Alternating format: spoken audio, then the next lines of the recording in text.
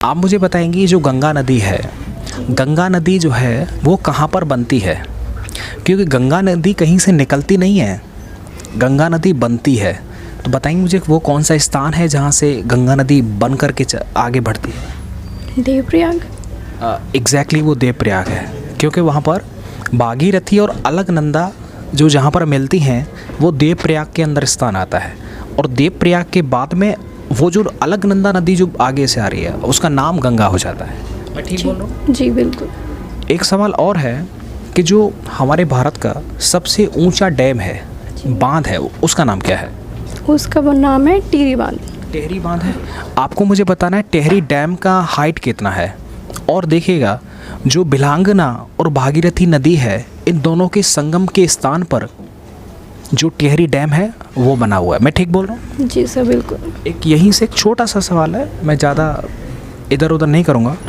अलकनंदा और पिंडारा नदी, आपने सुना होगा, अलकनंदा और पिंडारा नदी जहाँ पर मिलती हैं उस स्थान को क्या बोलते हैं?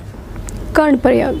एग्जैक्टली, कर्णप्रयाग हो जाएगा। और एक यहीं पर लास्ट सवाल हो जाएगा, यानी कि देखिएगा जो दो नदियाँ जहाँ से निकलती हैं, धौली गंगा और विष्णु गंगा, ये दोनों जहाँ पर मिलती हैं उस स्थान को, उस संगम को क्या बोलते हैं? सॉरी सर, उसका आंसर नहीं पता। अच्छा कोई बात नहीं, उसका नाम हो जाएगा विष्णु प्रयाग, है ना। ये बद्रीनाथ जो कि संतोपथ एक हिमानी है, वहाँ से ये दोनों नदियाँ निकल करके आगे बढ़ती हैं और उनका नाम अलकनंदा के नाम से। समानता का अधिकार है वो किस आर्टिकल में आता है? No idea. कोई बात नहीं, क्यों देखो जीके जीएस इनका पोर्शन है नहीं, इसलिए ज़्यादा कमांड नहीं होता है। बेसिकली एकदम ठीक बात है। आपको एक बहुत आसान सा मैं आपसे सवाल पूछता हूँ, जैसे कि संविधान की आत्मा किस अनुच्छेद को बोलते हैं? संविधान की आत्मा। हाँ, मैं आपको ऑप्शन देता हूँ। ऑप्शन है अनुच्छेद 5, अनुच्छेद 19, अनुच्छेद 32 और अनुच्छेद 31। अनुच्छेद 32। हाँ बिल्कुल ठीक है। देखो ऑप्शन से बहुत सारी चीज़ें याद आ जाती हैं, रैंडमली ऐसे याद नहीं होता है।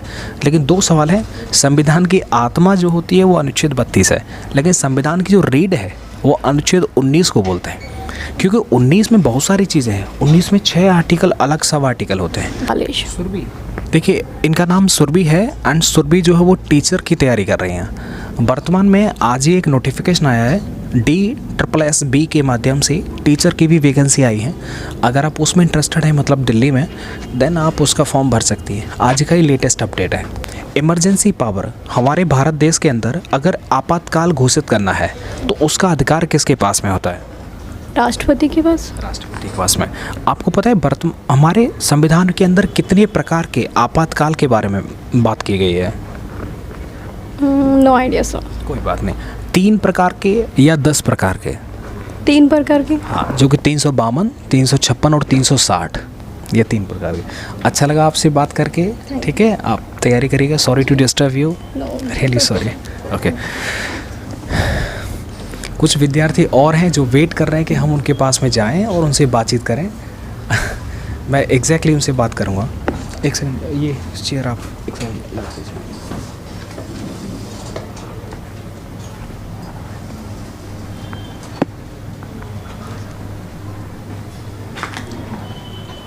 किस एग्ज़ाम की तैयारी कर रहे हो? मैं ठीक जगह हूँ, मैं सही जगह पर आया हूँ।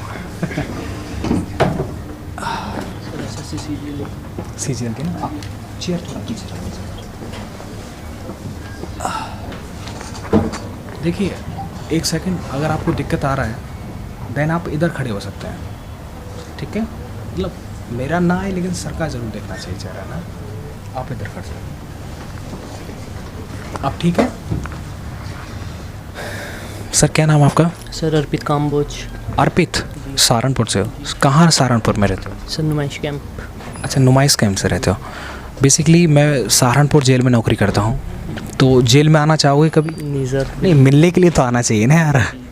मतलब हम अगर किसी को बताते हैं कि हमारा एड्रेस ये है, हम कहते हैं किसी से कि आप आ सकते हैं मिलने के लिए, और पूछता है वो कहाँ पर, मैं जेल में, तो मना करता है। जी जी। एक एड्रेस ऐसा है जहाँ पर देयर इज़ नो वन, मतलब you know he wants to come, जय हिंद साथियों, आज हम ये स्टडी हब लाइब्रेरी है जो कि कंपनी गार्डन के सेकंड गेट मतलब जो कि नुमाइश कैंप की साइड में है, वहाँ पर ये लाइब्रेरी वर्तमान में स्थित है। और इस लाइब्रेरी के अंदर बहुत सारे कॉम्पिटिटिव एग्ज़ाम्स के लिए तैयारी करने के लिए विद्यार्थी यहाँ पर आते हैं।